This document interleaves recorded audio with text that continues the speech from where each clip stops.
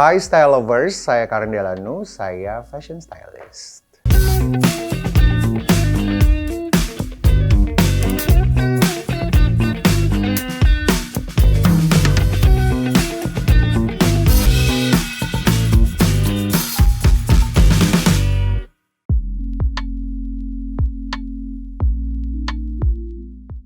And then I took PR and Communication School selama 1 tahun, lulus dari sana, and then I was like, okay, I think I have to leave fashion world. Karena sudah mendapatkan gelar di PR dan Communication, I thought aku bisa untuk menjadi PR. Sempat menjadi PR di salah satu cafe bintang 5 lah di tengah pusat kota Jakarta.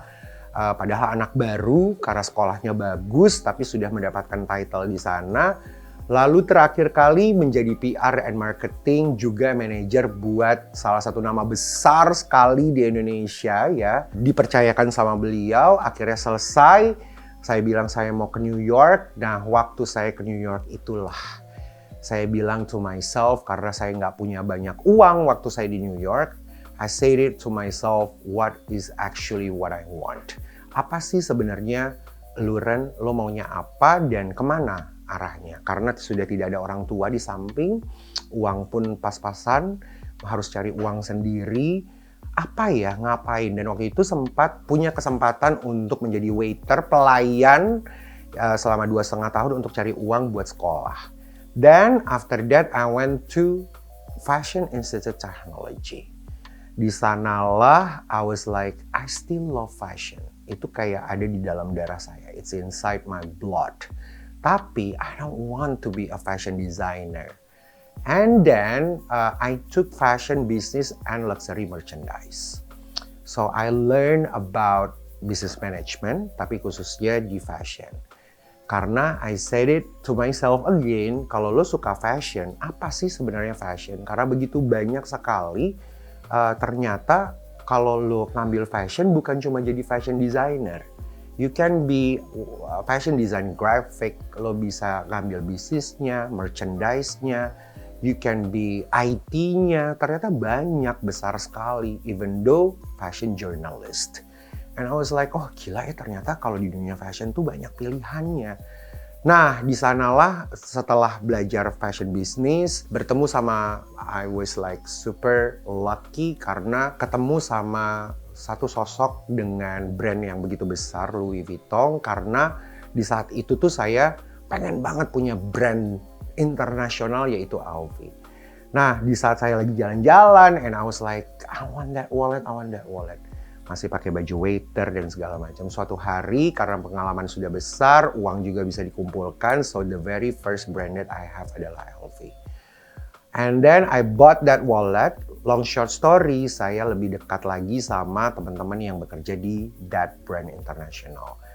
Nah, sambil sekolah, sambil dekat sama mereka, akhirnya saya bertemu dengan klien-kliennya. Kalau ada private meeting, private clients gathering, akhirnya saya ketemu sama mereka, and disitulah memulai karir saya as a personal shopper. Nah, di saat saya jadi personal shopper, I enjoyed it. Saya dapat klien yang dari Jakarta. I got trusted from clients untuk bisa pegang their black card, unlimited American Express card. And I was like, oh gila ya, berarti orang-orang percaya banget with my taste, with whatever I say, this is okay, this look for you, it's good. Dan mereka pada akhirnya mempercayakan itu sebesar itu. Dan mendapatkan keuntungan dari sana. And I was like, oh, you know what? I'm a fashion stylist. Dan di saat itu, I was like, one day if I pulang ke rumah, pulang ke Indonesia, ke tanah air, I wanna be like Rachel Zoe. Karena saya bertumbuh di saat saya lagi di New York, saya bertumbuh di programnya Rachel Zoe Project. And I was like, this woman, I wanna be like her.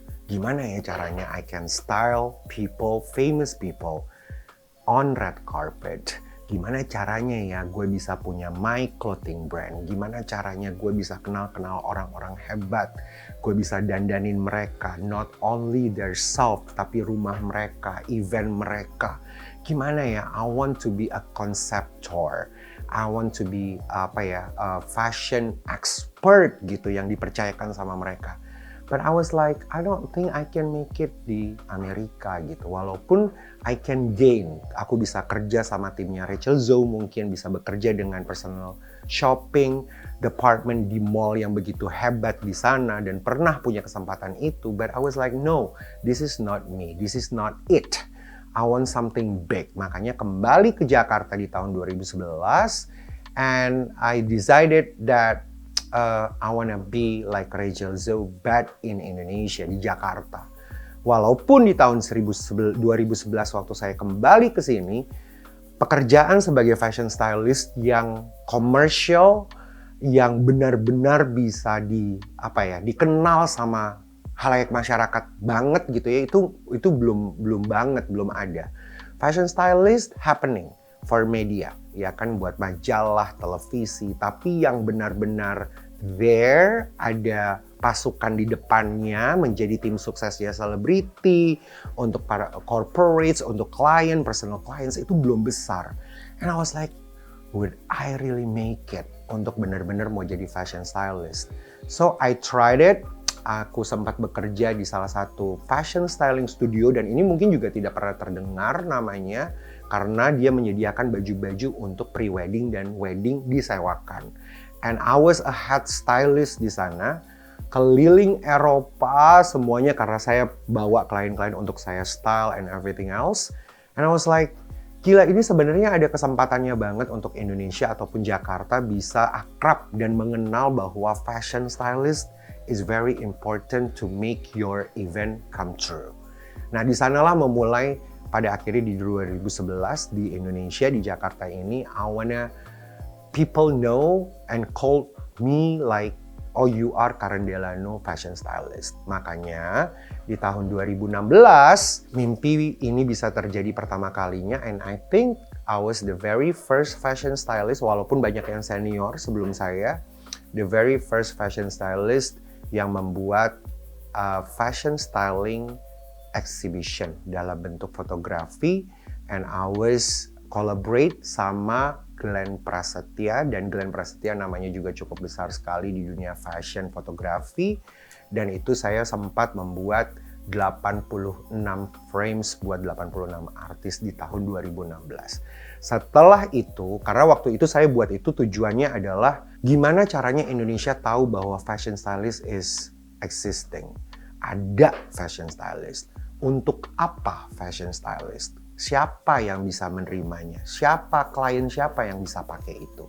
Setelah terjadi exhibition, my first exhibition, bertumbuhlah banyak teman-teman stylist, which is itu adalah goal saya.